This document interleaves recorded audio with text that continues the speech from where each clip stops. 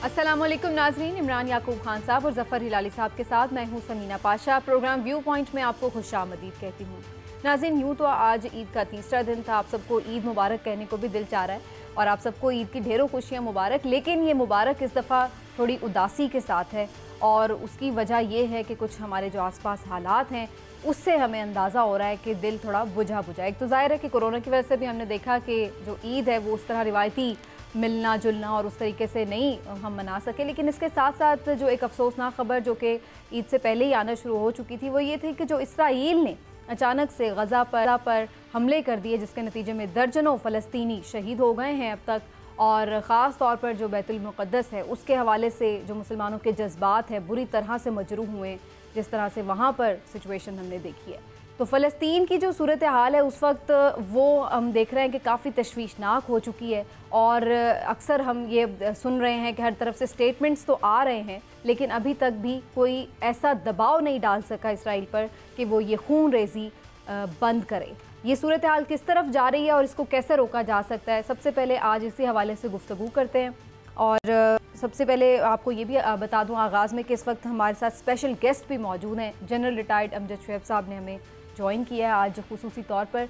अमजद शुएब साहब, बहुत शुक्रिया सर आपका भी। और पहले आप हमारे साथ मौजूद हैं तो आपकी तरफ ही आ जाती हूँ। जनरल साहब, आपको क्या महसूस हो रहा है? ज़ाहिर है एक दुख की कैफियत है हम सब के लिए, ख़ास तौर पर बैतुल मुक़द्दस से जो हमारी जज्बाती वाबस्तगी है उसकी वजह से भी। लेकिन ये मसला है कि हल होने में ही नहीं आ रहा। इसकी जिम्मेदारी आप किस पर डालेंगे, किसको जिम्मेदार ठहराएंगे? बिस्मिल्लाहिर्रहमानिर्रहीम।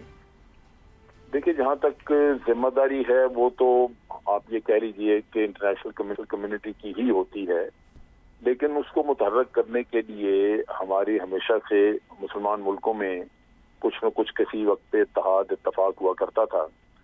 और आपको मैं पीछे ले चलूं अगर, तो जब अरब इजराइल वॉर हुई, खासतौर पे जब 1973 में जंग हुई तो किस्सा तो यही था। इजराइल के साथ दुश्मनी बुनियादी तौर पे तो यही थी फ़लस्तीन की, और उसमें मुसलमान मुल्कों ने मिलके तो तेल को हथियार के तौर पे इस्तेमाल किया और बड़ा इफेक्टिव रहा उनका वो इत्तेहाद। अब ठीक है कि आज तेल इस्तेमाल नहीं हो सकता क्योंकि मगरबी दुनिया में तेल बहुत जगहों पे निकल आया, लेकिन मुसलमान मुल्क जो हैं ये अपनी इम्पोर्ट्स वगैरह मगरबी दुनिया से रोक के कुछ न कुछ उनको इम्पैक्ट क्रिएट कर सकते थे। लेकिन मुसलमान दुनिया में अपने अंदर इत्तेहाद नहीं है, तो आप इंटरनेशनल कम्युनिटी को मुतहर्रिक कैसे करेंगे? तो इजराइल के साथ भी बाज़ ममालिक ने उनको जब रिकग्नाइज किया तो आप समझ लीजिए कि अगर हमदर्दी नहीं तो कम से कम न्यूट्रलाइज हो गए, और वो मुल्क भी अपना एक नेगेटिव किरदार अदा कर रहे हैं, ये बोल ही नहीं रहे। फिर यह है कि किसी जमाने में इजराइल को भी कुछ खतरा होता था जब वो हसन नसरुल्लाह वगैरह की फोर्स मुतहर्रिक हो जाती थी, और इजराइल को खतरात ऐसे होते थे कि फिर उसके जो इत्तेहादी हैं वो फिक्रमंद होते थे, तो वो कोई उनकी तरफ से कुछ पेशरफ्त होती थी। आज ये है कि वो भी कुछ नहीं हो रहा है, जिसकी वजह से जो थोड़ा बहुत मिसाइल के जरिए या रॉकेट जो चला रहे हैं ये फ़लस्तीनी, उससे को थोड़ा बहुत अगर नुकसान कुछ हुआ है जिसकी बहुत इत्तला नहीं है, उसके अलावा तो कुछ नहीं। और अब अगर वही सूरत हाल पैदा हो जो पहले थी कि आपने देखा था 7-8 साल पहले उन्होंने गाजा का एक ब्लॉकेड कर दिया था, और अब भी वो नेवी उनकी मूव की है, वो हो सकता है कि नेवल ब्लॉकेड करें, तो जो उनके जमीनी रास्ते हैं वो तो उन्होंने पहले ही बंद किए हुए। तो ये जो जुल्म होगा उन लोगों पे जहां उनके पास खुराक की किल्लत होनी शुरू हो जाएगी, फिर अगर जमीनी उन्होंने हमला कर दिया इजराइलियों ने तो उससे कैजुअल्टीज और ये भी किस्सा बहुत होगा। तो पता नहीं किस चीज का इंतजार कर रहे हैं। अब अमेरिका तो उनको मोहलत दे रहा, टाइम दे रहा। उन्होंने कहा जी संडे तक आप इंतजार करें सिक्योरिटी काउंसिल की मीटिंग का। इसका मतलब है कि वो संडे तक उसको इजराइल को टाइम देना चाहते हैं कि अगर वो इस दौरान कुछ और अचीव करना चाहते हैं तो कर लें। लेकिन ये जो बाकी मखलूक है हमारी, जितने भी मुसलमान मुल्क हैं, इन्होंने इस पीरियड में वो लॉबिंग की नहीं, वो भागदौड़ नहीं की कि ये किसी न किसी तरह इजराइल पे ये भी इस पे भी मैं बात करती हूँ कि वो भागदौड़ क्या हो सकती थी और किस तरह से प्रेशर डाला जा सकता था। जनरल साहब, आप साथ ही रहिएगा गुफ्तगू में, हमारे साथ जफ़र हिलाली साहब भी चूँकि मौजूद हैं, मैं उनकी तरफ भी जाते हुए। हिलाली साहब, ये तो इसराइल भी ये बहाना बना रहा है कि जी हम तो सेल्फ डिफेंस में कर रहे हैं जो कर रहे हैं, और अमेरिका के सदर जो बाइडन ने भी जब हिमायत की है उनके तमाम इकदामात की, तो वो भी यही कह रहे हैं कि जी वो अपने सेल्फ डिफेंस में जो भी कर रहे हैं हम उनके साथ हैं।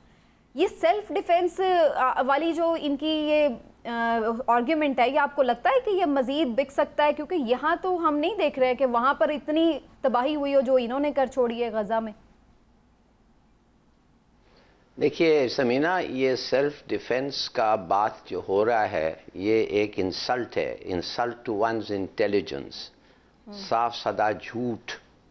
और अगर सेल्फ डिफेंस था तो आप मुझे बताएं कि ये जो रॉकेट्स $500 के रॉकेट्स बना के फर्टिलाइज़र से जो ये हमास लॉन्च कर रहे हैं, उसके इन रिटेलिएशन वो जो मिसाइल्स उनके ख़िलाफ़ फायर किया जा रहा है वो 80,000 फी मिसाइल है, और वो डोम सिस्टम जो उनका है वो $50 मिलियन का है।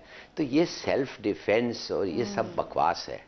मैं आपसे बता रहा हूँ कि ना मिलिट्री का कोई ये है, ना उनको किसी हथियार का उनको ये है डर है, ना पैसों का, ना UN का, ना OIC का, ना ये OIC का जो 40 मेंबर फोर्स है, खुदा जाने वो किधर है, ना उसका। मगर एक ज़बरदस्त डेवलपमेंट हुआ है। और इससे पहले मैं ये भी कह दूं आपको कि इजराइल का फतह हो ही नहीं सकता है, इसलिए कि हर वक्त हमास का फतह होगा, इसलिए कि हमास को कुछ चीज़ नहीं करना पड़ता है, बस जिंदा रहना पड़ता है। हमास के और कुछ नहीं है, और हम नहीं समझते हैं कि दे शुड डू एनीथिंग, बस जिंदा रहो। इसलिए कि 30,000 रॉकेट्स आपके पास या इस तरीके से बना के रखे हुए हैं, 2,000 3,000 आपने लॉन्च किया है, 27,000 अभी हैं, तो बस आप चुप रहें। देखिए बात असल ये है कि ये क्या रिस्ट्रेनिंग एक फैक्टर हो सकता है। ये एक थोड़ी सी नई बात करें, फ्रेश अप्रोच। ये रिस्ट्रेनिंग फैक्टर यही हो सकता है कि इंटरनली इजराइल का क्या सिचुएशन है। इंटरनली आप यकीन करें कि जब भी वो जाते थे और लोगों से बात करते थे, वो कहते थे हम तो अरब को चाहते हैं, और अगर तुम ये बात नहीं मानते हो तो आके देखो इजराइल के अंदर। इजरायली अरब्स जो हैं वो बड़े खुश हैं, उनकी पार्टी है, वो बल्कि गवर्नमेंट में साथ होते हैं। तो ये हमारा ट्रीटमेंट है अरब्स का। तो ये जो लोग कहते हैं हम अरब के खिलाफ हैं, ये सब बकवास है। मगर अब क्या हुआ, वही इजरायली अरब जो है वो इजरायली यहूदियों को मार रहा है। इन अदर वर्ड्स, वो एक चीज जो इंटरनल सिक्योरिटी था वो खत्म हो गया है। और मैं आपको बता रहा हूं, this is the biggest development और this is the best development. इसलिए कि अब उनके पास दो कोर्सेज ऑफ एक्शन है, या आप इनको निकालें बाहर, रोक तो नहीं सकते आप, इसलिए कि उनके माँ और उनके बहनों को आपने मारा है, कत्ल किया है, बच्चों को, तो आप एक ही चीज कर सकते हैं, इनको निकालो। जब इनको निकालेंगे आप इजराइल से, it will be a purely racial state. और फिर मैं जानना चाहूंगा कि वो आएगा कौन उधर रहने के लिए। मैं कहता हूं ये सब यहूदियों जो हैं, इनके पास दो पासपोर्ट्स होते हैं, वो उस वक्त चले अमेरिका जाएंगे, वो they are already American, French, Polish, ये वो। तो ये जो डेवलपमेंट हो रहा है और होगा, आपकी नजर में दिस विल चेंज, खत्म करें। चलिए हिलाल साहब, मैं दोबारा भी आती हूँ, मैं इमरान साहब का भी कमेंट लूंगी इस पर। इमरान साहब, जो डेवलपमेंट हिलाली साहब कह रहे हैं वो वाकई आपकी नज़र में भी इतनी अहम है। और दूसरी बात ये भी कि जो एक और पॉइंट उन्होंने बात की, ये जो 40 मुल्कों की फ़ौज बना के मुस्लिम उम्मा इत्तेहाद, ये किस मकसद के लिए बनाई है अगर आपने ज़रूरत के वक्त मदद ही नहीं करनी? बिस्मिल्लाहिर्रहमानिर्रहीम। देखिए जनरल अमजद साहब क्योंकि ख़ुद एक फ़ौजी जनरल रहे हैं, ज़फ़र हिलाली साहब ख़ुद ब्यूरोक्रेट रहे हैं और ख़ास तौर पे डिप्लोमेट रहे हैं, तो उनका जो है ना तज़्ज़िया मैं समझता हूँ बड़ा साहिब है। लेकिन मैं ज़रा दूसरे एंगल से बात करना चाहता हूँ। बात ये, मुझे आप ये बताएं कि ये मुस्लिम उम्मा ये सिर्फ नारे के अलावा मुझे बता दें माजी में इन्होंने क्या किया है। जब कभी किसी मुस्लिम मुल्क पे कोई उफ्ताद पड़ी है तो मुझे तो मुस्लिम उम्मा माफ़ी चाहता हूँ कभी नज़र नहीं आई। अब ये ना हो कि मेरे पे भी काफिर होने का फतवा लग जाए, लेकिन मुझे कभी उस तरह से मुस्लिम उम्मा नज़र नहीं आई। पाकिस्तान एक ऐसा मुल्क है जिसने तमाम तर मुखालफतों के बावजूद हमेशा बात की है। अभी मुझे बताएं, उन लोगों से मैं पूछना चाहूँगा जो लोग यहाँ शोर बचाते थे कुछ अर्सा पहले इसराइल को तस्लीम करने का कि हमको मुस्लिम उम्मा के ठेकेदार हैं, हम क्यों तस्लीम नहीं करते, जब अरब ने कर दिया, ये कर दिया, तो मुझे बताएं आज वो क्या जवाब देंगे। आज मुझे बताएं वो कि इसराइल को तस्लीम करना चाहिए। ठीक। एक तंजीम है डॉक्टर्स की, डॉक्टर्स विदाउट बॉर्डर। अच्छा। उसकी एक यूरोपियन डॉक्टर है जिन्होंने वहाँ पे अभी इस हालात में ड्यूटी की है, पहले दिन ट्रॉमा सेंटर में। अगर सिर्फ आप उनकी रुदाद पढ़ लें जो उन्होंने सुनाई है मीडिया को, वो सुन लें तो आपके जो रोंगटे खड़े ना हो जाएं तो मुझे बताइएगा। ये मिसाइल, ये चीज़ें, ये तो अलग हैं। वो जो स्कंक वाटर इस्तेमाल कर रहे हैं ना, 2008 से इसराइल क्या कर रहा है कि इनको वो कहते हैं जी इसमें हम खमीर, बेकिंग पाउडर और पानी मिलाते हैं। नहीं, साइंसदानों के मुताबिक, डॉक्टर्स के मुताबिक उसमें केमिकल शामिल है।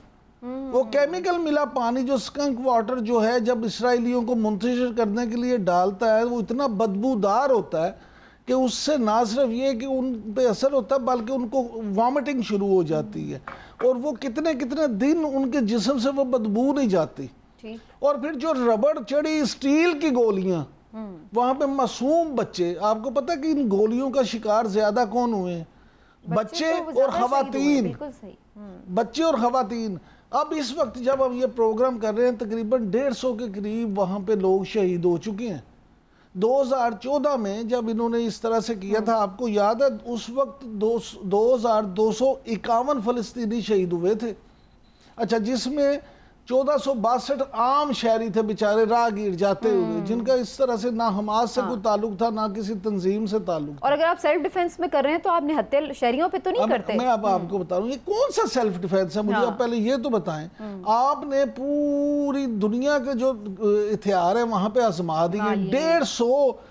160 जहाज इस वक्त जो दहशतगर्द फोर्स है ना इसराइल की, 160 जहाज फ़िज़ाई उसमें शामिल कर रहे हैं। जदीद टैंक है, हैवी आर्टरी है, नेवी का आपको उन्होंने बता दिया।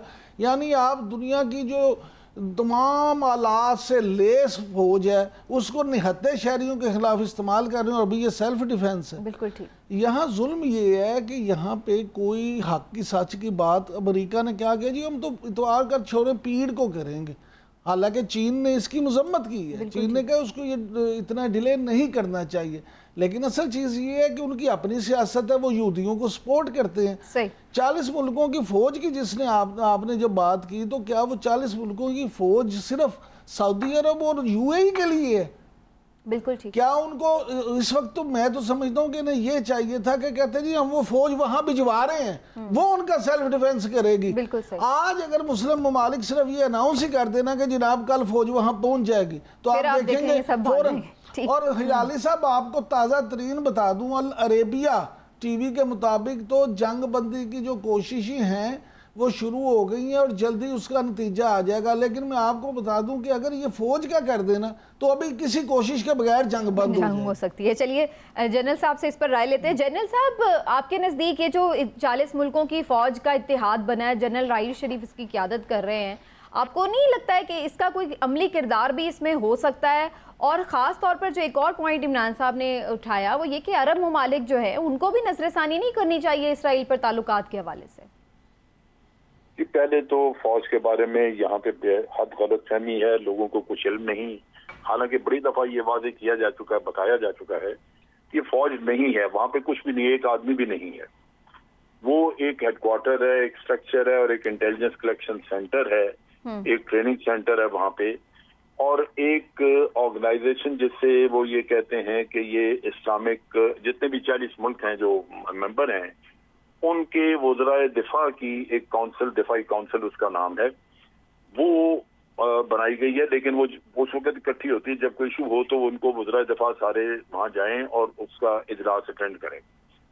तरीकाकार ये है कि जिस भी मुल्क में कोई दहशतगर्दी का वाकया होता है, मिसाल के तौर पे नाइजीरिया में होता है, नाइजीरिया रिक्वेस्ट करेगा इनको सऊदी अरेबिया में इस हेडक्वार्टर को कि हम अपनी फौज से ये दहशतगर्द जो लोग हैं यहाँ पे उनको नहीं निपटा सक रहे, हमारी मदद की जाए। वो उनकी रिक्वेस्ट जो है वो जो 40 मेंबरों की वो वजीर दिफा की जो काउंसिल है उसके सामने रखा जाएगा और वो यकीन करेंगे कि वाकई ये कोई अपने सियासी हरीफों को तो नहीं मारना चाहते। अगर वाकई दहशतगर्दी है तो फिर वो अंदाजा करेंगे कि इसके लिए कितनी फोर्स चाहिए, और वो मेंबर मुल्क जो है वो वॉलंटरीली उस पर फोर्स देंगे। ये यूनाइटेड नेशन की पीस फोर्स वाला कॉन्सेप्ट है। फिर आप कहें जी पाकिस्तान इतने ट्रुप्स देता है, फलाना इतना देता है, उसकी यूनिफाइड कमांड बना के तो जिस मुल्क ने रिक्वेस्ट की है उसकी रिक्वेस्ट को ऑनर करने के लिए वहां भेजी जाएगी। ये एंटी टेरर और स्ट्रक्चर इसका वहां पे फिजिकली कोई मौजूद नहीं है। ये रिक्वेस्ट किसी की आए तो उसके ऊपर उसको फॉर्म किया जा सकता है। जनरल साहब एक बात सिर्फ मैं जानना चाहूंगा, बिल्कुल आपने ठीक कहा, अच्छा हुआ प्रोसीजर भी पता चल गया, लेकिन क्या इस तरह की हंगामी सूरत हाल में उसी रिक्वेस्ट का इंतज़ार किया जाएगा, मासूम निहत्ते फ़लस्तीनियों को उसी तरह मरने दिया जाएगा, या इस्लामी मुल्कों पे खुद भी उस ऑर्गेनाइजेशन पे खुद भी कोई ये इखलाकी जिम्मेदारी आयद होती है कि वो खुद भी इस पे कोई एक्शन ले सके? देखिए ना, ये तब सूरत हाल हो अगर इस फोर्स को इस तरह की किसी सूरत का मिशन कभी दिया गया हो। उनको यही जो मैंडेट है जिसपे इन मुल्कों ने दस्तखत किए हुए हैं, जिस चीज के तहत जो एग्रीमेंट हुआ हुआ है, वो यही है कि किसी मुल्क में टेररिज्म अगर होगा और वो 40 मेंबर मुल्कों का, ये सिर्फ मेंबर मुल्कों का है, उससे बाहर किसी और मुल्क का नहीं। अगर मिसाल के तौर पे इंडोनेशिया इसका मेंबर नहीं है तो इंडोनेशिया रिक्वेस्ट भी नहीं कर सकता। तो मेंबर मुल्कों में से ही अगर कोई रिक्वेस्ट करता है तो उसकी रिक्वेस्ट को भी इवेल्युएट किया जाएगा। वो इजलास होगा डिफेंस मिनिस्टर्स का और उसमें देखा जाएगा कि रिक्वेस्ट इनकी जायज है, अगर है कितनी फोर्स चाहिए, और जो फोर्स है वो वॉलंटरीली। और जनरल साहब, इस तरह की अगर वैसे बना ही ली जाए, ये भी सजेशन भी तो आ सकती है ना कि एक मुस्लिम फौज बना ही लें, है ना? देखिए जी, वो बिल्कुल है। अगर आप कोई इस तरह का कुछ करना चाहें तो बिल्कुल उस पर भी सोचा जा सकता है, लेकिन अभी जो सूरत हाल है वो एक एग्रीमेंट जिसके तहत ये 40 मुल्कों को उसके अंदर ही चलेगा। ठीक है, बिल्कुल मुख्तलिफ चीज है, तो हमें समझना चाहिए। मैं बड़ा सोशल मीडिया पे जरूर अक्सर देखता हूँ कि लोग क्वेश्चन कर रहे हैं, इस पे लिख रहे हैं, वो गालिबन लोगों को वादे नहीं है कि ये क्या चीज है। अच्छा जनरल साहब, ये समझ जनरल साहब ये भी जरा समझा दीजिएगा कि इसराइल जो कुछ कर रहा है, क्या इससे बड़ी कोई दहशतगर्दी हो सकती है? देखिए, ये आप और मैं समझते हैं कि ये दहशतगर्दी है, लेकिन इंटरनेशनली आप अगर आप चेक करें, मैं समझता हूं कि ये ज्यादा समझने की बात यही है।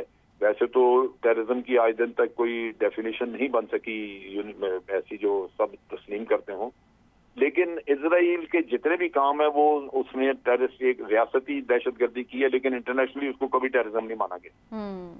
सर मैं तो जनरल साहब ये है कि आज अगर आप कुछ एक्शन करने लगे तो फौरी तौर पे आप देखेंगे कि यूनाइटेड नेशन का इजलास अमेरिका के कहने पे हो जाएगा।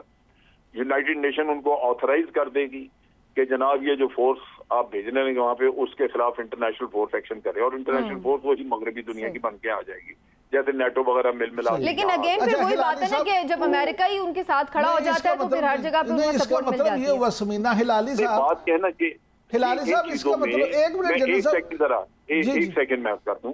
देखिए, इन चीजों में बात यह है कि ऑप्शंस और भी होनी चाहिए, और वो ऑप्शंस जो हैं वो मैं समझता हूं कि मगरबी दुनिया के साथ आप बहुत सारा कुछ और ट्रीटमेंट कर सकते। जैसे अभी आपने कहा कि जिन मुल्कों ने रिकॉग्नाइज किया उनका रिएक्शन, वो बिल्कुल उनको चाहिए कि वो रिकॉग्निशन अपनी खत्म कर दें। अगर वाकई उनको थोड़ा कोई कल को उनको भी जरूरत पड़ सकती है कि इस्लामी दुनिया उनके साथ खड़ी हो, ठीक है, मुस्लिम उम्मा ना गए लेकिन इस्लामी ममालिक मौजूद हैं, तो अगर कल को सऊदी अरेबिया चाहे या यूएई चाहे कि उनके साथ खड़े हों तो लोग उस वक्त इनको धत्कार दें कि जनाब आपने उस वक्त आपका क्या एक्शन था। तो ये आपने बड़ी अच्छी पॉइंट रेज किया, यही मैं हिलाली साहब की तरफ भी लेके जाऊंगा। मैं अपना सवाल भी शामिल कर दूं। हिलाली साहब, मुझे तो फिर ये लगता है कि ये जो मुस्लिम उम्मा या इस्लामी ममालिक ये फोर्स, ये सारी एक जो है ना शापिशबा है, सिर्फ दिखाने के लिए। अमलन ये कुछ नहीं कर सकते। अमलन हम सिर्फ अमेरिका से, यूनाइटेड नेशन से, वेस्ट से डरते हुए किसी जायज़ काम में भी, अब देखें कि अगर इंटरनेशनली मगरबी दुनिया अगर उसे दहशतगर्दी नहीं मानती तो हम भी उसे दहशतगर्द नहीं मानेंगे। आप इस पर क्या समझते हैं? वाकई ऐसा ही है, हमें खुद भी कोई स्टैंड लेना चाहिए? देखिए, ये बड़ी वाज़ेह बात ये है कि जो जर्मन चांसलर ने जो कहा है, जो अमेरिका का प्रेसिडेंट ने जो कहा है, ये सब नेटो के हैं और ये सब मिल के ये कहा है उनको, और ये ऐसा ही होता रहता है। भाई, इस पे बात करना ही फजूल है मेरे ख्याल में, because they act together, they are united. और ये सब चीज इजराइल को पता है, एक्शन लेने के पहले पता चल गया है उसको कितने दिन उसको मिलेंगे और उनका क्या स्ट्रेटजी होगा। अब आप एक मिनट ये मैं आपसे ये कहना चाहता हूं कि एक चीज है जो जरूर कर सकते थे, जो हम भी कर सकते थे, जिस पे फर्क पड़ता, मगर हमने नहीं किया, बल्कि कोई नहीं किया। और वो क्या था कि जब एक पावर अमेरिका के तरह सिक्योरिटी काउंसिल की मीटिंग को वीटो करता है और कहता है नहीं, और टाइम खरीदता है, एक और प्रोसीजर है यूनाइटेड नेशंस में, और वो प्रोसीजर है यूनाइटिंग फॉर पीस रेजोल्यूशन, जो इस मामले को आप जनरल असेंबली को ले जाएं और फिर general assembly by majority vote accept करेगा कि इस पे डिबेट हो, और जब वो एक्सेप्ट करेगा डिबेट हो तो फिर जनरल असेंबली में डिबेट होगा। मैं नहीं कहता इसका मतलब ये है कि उनके किसी के फौज पहुंच जाएंगे उनको बचाने के लिए, मगर कम से कम हालांकि ये इजराइल को इसको भी परवाह नहीं है, वर्ल्ड ओपिनियन, सब लोग वोट करते। और ये जो जनरल ने कहा था ये सही बात है, ये लोगों ने जो तस्लीम किया है इनको, इन्होंने मदद की है, इन्होंने नेतन्याहू को एनकरेज किया है इस किस्म से एक्शन से। अगर वो नहीं करते तो शायद थोड़ा देर और सोचता, मगर they have encouraged him.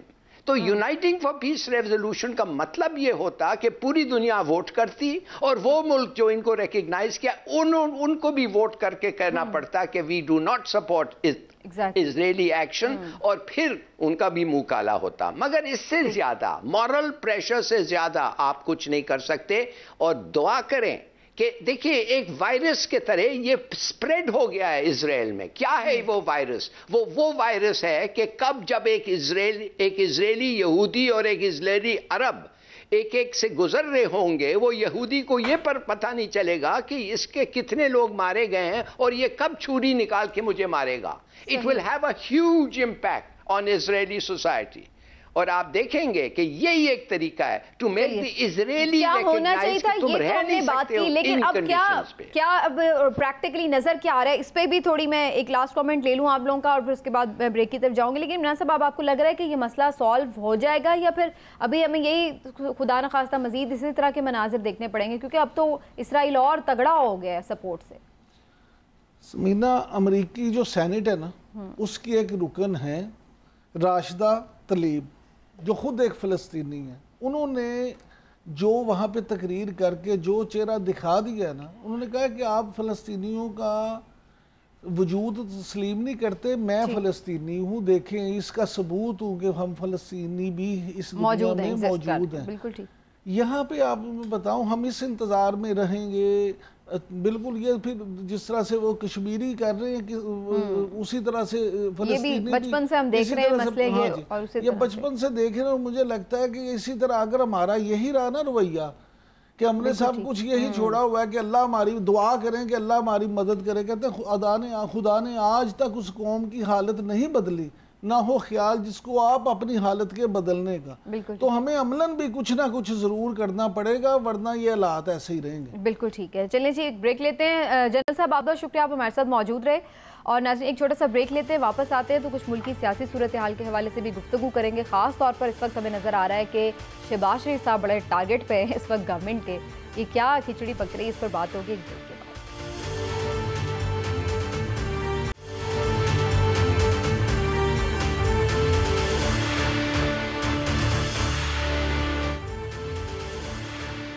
Welcome back नाज़रीन। शहबाज शरीफ साहब अपोजिशन लीडर, आपको मालूम है ईद से पहले ही जाना चाह रहे थे बैरून मुल्क, लेकिन हुकूमत ने उन्हें जाने की इजाज़त नहीं दी। बल्कि अगर यूँ कहा जाए कि वो ब्लैक लिस्ट में से नाम ही नहीं निकला था, जो भी उसके प्रोसीजर्स थे बकौल हुकूमत के कि वो फॉलो नहीं किए गए थे अदालत के हुक्म के बावजूद भी, तो इसलिए नहीं जाने दिया। लेकिन उसके बाद अब एक बड़ा स्टेप गवर्नमेंट ने ये लिया है कि शहबाज शरीफ साहब का नाम ECL में डालने की बात हो रही है। उसका ऐलान भी तकरीबन कर दिया गया है, लेकिन अभी डाला नहीं गया है। उसके कुछ जो प्रोसीजर्स हैं वो बाकी हैं। लेकिन बहरहाल सूरत हाल यही है कि अब डालने का प्लान पूरा पक्का है और डाल रही है गवर्नमेंट। इससे क्या इम्पैक्ट होंगे, क्या शहबाज शरीफ साहब जा पाएंगे या नहीं, और ख़ुद गवर्नमेंट को इसका फ़ायदा होगा या नुकसान, इसके हवाले से भी गुफ्तगू कर लेते हैं। इमरान साहब, क्या लग रहा है, एक पहले तो यहाँ पर ही आ जाइए, शहबाज शरीफ साहब को आखिर जाने की इतनी जल्दी क्यों है? वो क्यों बहुत बेताब नज़र आ रहे हैं बैरून मुल्क जाने के लिए? वो तो खुद आप कहते हैं कि मुतबादिल के तौर पर अपने आप को प्रेजेंट कर रहे हैं, तो फिर यहाँ रहें, मुतबादिल बने, क्यों जाना चाह रहे हैं? यास्मीना, मैं नहीं कहता, सिर्फ मैं नहीं कहता, हुकूमत भी यही समझती है। अच्छा। और ये हुकूमत की जो जल्दियाँ और ये जो आप अफरा तफरियाँ देख रहे हैं कि किसी तरह शहबाज शरीफ को रोक लें, तो इसकी बुनियादी वजह क्या है? बुनियादी वजह ये है कि वो इस वक्त अपने लिए खतरा ही सबसे ज्यादा शहबाज शरीफ को समझते हैं। तो जाने दें उन्हें। नहीं, आप सुने वो क्या करना क्या चाह रहे हैं। मैं आपको ये एक तो आज नोट कर लें, आपके जाने वाले को कोई नहीं रोक सकता, शहबाज शरीफ चले जाएंगे। अच्छा। पहले वो इस सारे अमल के साथ अपने वोटर को मुतमईन कर रहे हैं। उन्होंने शहबाज, याद है आपको, जब नवाज शरीफ गए थे तो उसके बाद उनका वोटर बड़ा डीमोडलाइज हो गया था। अब वो कर ये रहे हैं कि इस तरह से वो ये चाह रहे हैं कि देखिए असी आनियाँ जानियाँ देखिए साड़ियाँ कार्रवाइयाँ देखिए सन, यानी हमने तो हत्तुल विसा कोशिश की उनको रोकने की। वो इस्टेब्लिश ये कर रहे हैं कि शहबाज शरीफ तो जो हैं उन पर जो मुकदमात है, आज भी शेख रशीद साहब ने जो मीडिया से बात की है कि जनाब जिस केस में हम उनका नाम ECL में डाल रहे हैं उसमें पहले 14 लोग जो हैं ECL में हैं और शहबाज शरीफ की फैमिली के कुछ लोग मफरूर हैं। लेकिन बात ये, अब मियाँ शहबाज शरीफ ने जो उनके अपने वकला हैं, कानूनी टीम है, उसमें आज़म नज़ीर तारर हैं, अशतर ओसाफ हैं, अमजद परवेज़ हैं, कल उनके साथ, परसों रात उनके साथ एक डिटेल्ड मीटिंग की थी और उस हमारे वाकफान हाल के मुताबिक उस मीटिंग में सारी जो चीज़ें तय हुई उसमें यह तय हुआ कि अब जैसे ही मंडे को ये अदालतें खुलेंगी तो ये तौहीन अदालत की जो दरख्वास्त देंगे। सही है। और कहेंगे कि जनाब हमने तो अदालत में तारीख भी दी थी कि इस तारीख को जाना है, इसको आना, और आपने कहा था 3 को आपकी वापसी है तो 5 को पेश हो। तो इन्होंने तमाम तर अदालतें उसके बावजूद ये मेलाफाइडी है कि इन्होंने ना सिर्फ मुझे रोका है बल्कि इन्होंने अदालती अहकामात जो हैं वो मानने से इनकार किया और उसमें मजीद प्रोसीजर लंबा करने के लिए ये हथकंडे किए कि ईद की छुट्टियों में, अब देखें आपने करना ये तो आप मंडे को कर लेते, ईद की छुट्टियों में ना सिर्फ ये कि वो समरी भिजवाई गई, फिर काबीना में सर्कुलेट करके, भाई क्या इतनी जल्दी थी, क्या इतना मामला था? शहबाज शरीफ को रोकना इस मुल्क का क्या सबसे बड़ा मसला है? वो पक्का इंतजाम करना चाह रहे थे ना। मैं हिलाली साहब का भी कमेंट, हिलाली साहब आपको भी लगता है कि ईद की छुट्टियों में ये नहीं करना चाहिए था, वेट कर लेते, या आपको लगता है हुकूमत का अच्छा फैसला है, पक्का काम कर रहे हैं, ECL में डालेंगे तो फिर जब तक ये नहीं निकालेंगे वो नहीं जा सकेंगे? देखिए, 2 बातें मैं आपको बता दूं। एक बात तो ये है कि नवाज शरीफ, आप इलेक्ट क्यों हुए हैं? इमरान खान साहब, आप किस बेसिस पे इलेक्ट हुए हैं? आपने पूरी दुनिया के सामने जाके वादा किया था कि अकाउंटेबिलिटी होगा, चोर को पकड़ेंगे, तो लोगों ने आपको इलेक्ट किया और आपने क्या किया? नवाज शरीफ को तो आपने बाहर भेज दिया। किस तरीके से वो गया सबको पता है, शेमफुल। क्यों गया? आपने वादा कहा था कि चोरों को पकड़ेंगे, और अब वो झूठा, वो जो अब भगोड़ा बनेगा, बन सकता है ना, ये भी जाके आपको कैसे पता है कि ये वापस आएगा? क्यों? इसलिए कि इमरान याकूब आपको एश्योरेंस दे रहे हैं कि आप समझते हैं कि इनका वेलबींग होगा, पॉलिटिकल एडवांटेज अगर ये वापस आएगा। ये अगर नहीं आया, कौन सा शक्ल आप पाकिस्तान के लोगों को दिखा सकते हैं? बताएं मुझे। अकाउंटेबिलिटी का आप बता सकते हैं? वो कब भेज रहे हैं? और मैं कह रहा हूं इसलिए रोका उसको, आप कह रहे हैं। और ये कंटेम्प्ट ऑफ कोर्ट ने जो इमरान ने कहा है, ये कंटेम्प्ट ऑफ कोर्ट की जो दरखास्त जारी है, मैं कहता हूं आपको बेहतर होगा कि इमरान खान को कंटेम्प्ट ऑफ कोर्ट में निकाला जाए। उसके लिए, किसके लिए? इमरान खान के लिए बेहतर होगा। इसलिए फिर वो कह सकेगा, देखो क्या हुआ है मेरे साथ। सही। वो नहीं कहेगा मुझे क्यों निकाला, वो कहेगा मुझे पता है क्यों निकाला और तुम लोगों को अभी पता चल गया क्यों निकाला, और शायद पाकिस्तान बदल जाए। मगर मैं समझता हूं कि उसको, इस आदमी को, चोर और डाकू को छोड़ना बहुत बड़ी गलत बात है। और दूसरी बात है, सबसे बड़ा case, perfect case, open and shut case Hudaibiya का, अगर ये निकल जाए तो ट्रायल ही नहीं शुरू होगा। और फिर जब ट्रायल नहीं शुरू होगा, आपको पता है, जरदारी साहब से पूछे क्या होता है जब ट्रायल नहीं शुरू होता है और टाइम करते करते निकलते हैं आप। मैं आपको बताता हूं क्या होता है, कागज़े गायब हो जाते हैं, जल जाते हैं, आग लग जाता है। फॉर गॉड से गेट अ ग्रिप। ठीक। और ये आदमी बिल्कुल, ये इमरान खान ने सही किया है। अब इसमें हिम्मत है कि नहीं, ये देखना चाहिए। ये देखना। लेकिन इमरान साहब, आप एश्योरेंस दे रहे हैं कि शहबाज शरीफ साहब वापस आ जाएंगे? देखिए, मैं तो नहीं दे सकता, ये काम सिर्फ हिलाली साहब का। वो तो हिलाली साहब जिसको चाहे चोर डाकू डिक्लेयर कर सकते हैं। मैं तो अदालतों के बगैर नहीं कह सकता, सबूत के बगैर नहीं कह सकता, कुछ भी नहीं कर सकता। लेकिन मैं ये ज़रूर समझता हूँ कि शहबाज शरीफ जो हैं इस मुल्क में जो सब कुछ कर सकते हैं, शहबाज शरीफ उनके साथ इसमें गिठमिठ किए हुए हैं। अच्छा। उनके साथ उनके मामला ठीक हैं। और आपको हिलाली साहब एक और खबर दे दूं, शहबाज शरीफ के दरीना दोस्त चौधरी निसार अहमद जो हैं, वो भी आपको पता है उनका भी किससे मामला क्लियर है। उनके चौधरी निसार अली खान, आपको ये भी बता दूं, ये भी एक खबर है कि चौधरी निसार अली खान भी अब असेंबली का जो आइंदा इजलास होगा उसमें हलफ ले रहे हैं, पंजाब असेंबली में। अब पंजाब असेंबली में अगर चौधरी निसार अली खान हलफ उठाते हैं आके 3 साल के बाद, उन्हें इस बात का ख्याल आता है कि मुझे तो असेंबली में जाना चाहिए, तो उसके पीछे भी कुछ रीजन होगा। हाँ जी, इसलिए मैं नहीं समझता कि शहबाज शरीफ जाके वापस नहीं आएंगे। ठीक है। शहबाज शरीफ को आना चाहिए और आना पड़ेगा, क्योंकि शहबाज शरीफ की अपनी सियासत वापसी में ही बचती है। बिल्कुल ठीक है। चलें जी, देखते हैं शहबाज शरीफ साहब जा पाते हैं या नहीं, और अगर चले जाते हैं तो फिर या नहीं। इमरान साहब को तो लगता है कि वो आएंगे क्योंकि उनका यहाँ पे मुस्तकबिल रोशन है, लेकिन देखना यही है कि कानून अपना रास्ता खुद कैसे बनाएगा। एक ब्रेक लेते हैं, वापस आते हैं तो बात करते हैं एक पीडीएम थी उसके हवाले से कि क्या वो दोबारा रीयूनाइट होगी, और उसके जो आसार हैं वो नज़र नहीं आ रहे हैं। उसकी वजह यह है कि जो PS 70 में ज़िमनी इंतखाब होने जा रहा है उसमें ख़बरें यही आ रही हैं कि पीपल्स पार्टी के अगेंस्ट GDA को सपोर्ट किया जा रहा है पीडीएम की बाकी जमातों की जानिब से। तो इसका क्या मतलब है, इसकी क्या रेलेवेंस है, बात होगी ब्रेक के बाद। हमारे साथ रहिए।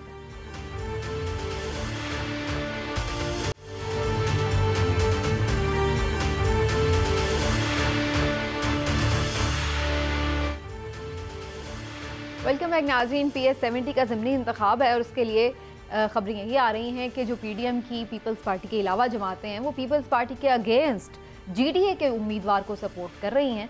तो ये अमली तौर पर हमें नज़र आ रहा है कि जैसे पीपल्स पार्टी एक डिस्टेंस पे है। इसका क्या इफेक्ट होने जा रहा है, क्योंकि इससे पहले हमने खबरें सुनी थी ईद से पहले कि शायद ईद के बाद दोबारा से कोई कोशिश होगी कि पीपल्स पार्टी को साथ में ला लिया जाए। हिलाली साहब से पहले कॉमेंट लेते हैं। हिलाली साहब, वैसे तो आप पहले से ही मानते हैं कि पीडीएम इज़ नो मोर, लेकिन इस एक्ट से तो और आप समझते हैं कि अब पीपल्स पार्टी का वापसी का कोई इम्कान नहीं है पीडीएम में, भले कोई कोशिश भी करे। हाँ समीना, इसलिए कि मैं आपको बता रहा हूँ, इनका जो यूनिटी था, इत्तेफाक जो हुआ था, ये मिले थे सिर्फ इमरान खान के खिलाफ ना, ये बुग़्ज़ इमरान था, ये सब चीज़ इट वॉज अगेंस्ट इमरान। अब जब अभी भी दोनों इमरान खान के खिलाफ हैं, मगर यूनिटी तो इनमें कभी था नहीं। PPP का और नून का यूनिटी हो नहीं सकता, मैं आपको बता रहा हूँ, ये हो नहीं सकता। ये एक एक के दुश्मन हैं, ये एक एक से नफरत करते हैं और एक एक से सजा लिए, एक माने बहुत ये खाएं, एक एक से मार खाएं।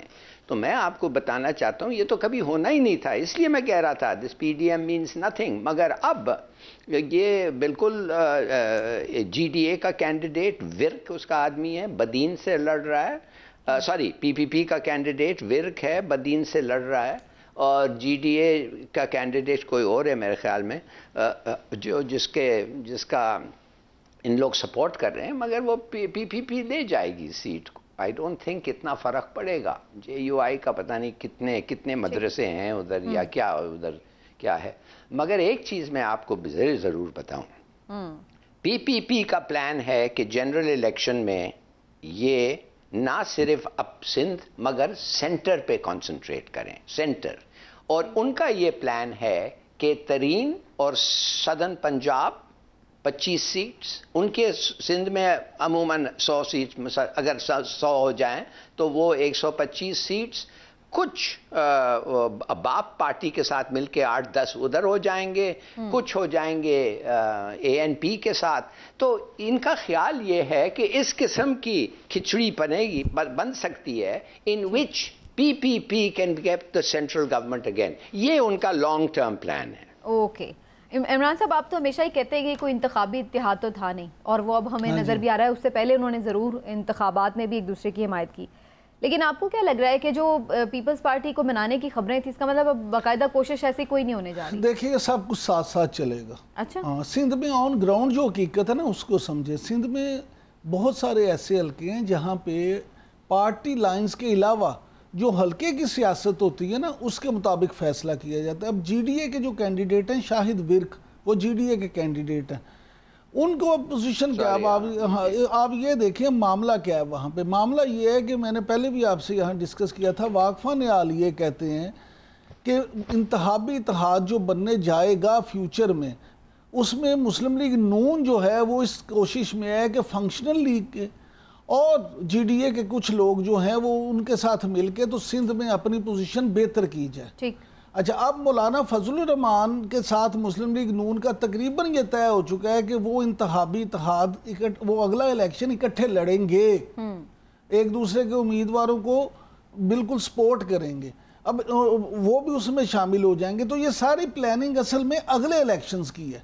सही, आप इस बात को समझ लेंगे। हिलाली साहब का भी वैसे पॉइंट ऑफ व्यू कमोबेश ऐसा ही है कि पीपल्स पार्टी भी अगले इलेक्शंस के लिए सेंटर में उसको देखते हुए अपना प्लानिंग कर रही है। बिल्कुल ऐसे ही है, लेकिन पीपल्स पार्टी अपनी प्लानिंग कर रही है और PMLN ने अब ये PML जो है वो PMLN वो अपनी प्लानिंग कर रही है, और वो सिंध में इन लोगों को शामिल करके, क्योंकि फंक्शनल लीग और GDA वाले, अब देखें खास तौर पे बदीन की अगर हम बात करें तो फहमीदा मिर्जा और जुल्फकार मिर्जा असर रसूख भी, और ये कभी भी वापस पीपल्स पार्टी में नहीं जाएंगे।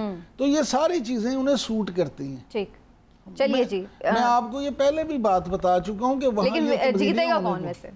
देखिए, इलेक्शन तो ओपन है, इलेक्शन तो ओपन है, कुछ भी हो सकता है। तो ठीक है, देखते हैं इलेक्शन का नतीजा क्या आता है। नाज़रीन, हमारे प्रोग्राम का वक्त तो ख़त्म हो रहा है, लेकिन जैसे कि हमने प्रोग्राम के शुरू में भी ख़ास तौर पर फ़लस्तीन के हवाले से बात की है, और हम नज़रें भी लगाए हुए हैं कि देखना है कि मुस्लिम उम्मा इस हवाले से क्या करती है, अक़वाम आलम क्या करते हैं जो हमेशा इंसानी हुकूक़ की बात कर रहे हैं, और अब जब इसराइल वहाँ पर इस तरह से जुल्म के पहाड़ तोड़ रहा है तो वो क्यों खामोश हैं, ये भी हमारी नज़र है। लेकिन इसके साथ साथ हम दुआ गो भी हैं कि अल्लाह ताला कोई रास्ता निकाले और फ़लस्तीन के लिए आसानियाँ पैदा करे, वहाँ पर ये जुल्म सितम बंद हो। इसी दुआ के साथ आज के प्रोग्राम से आपसे इजाज़त चाहेंगे। अपना ख्याल रखिए, अल्लाह हाफ़िज़।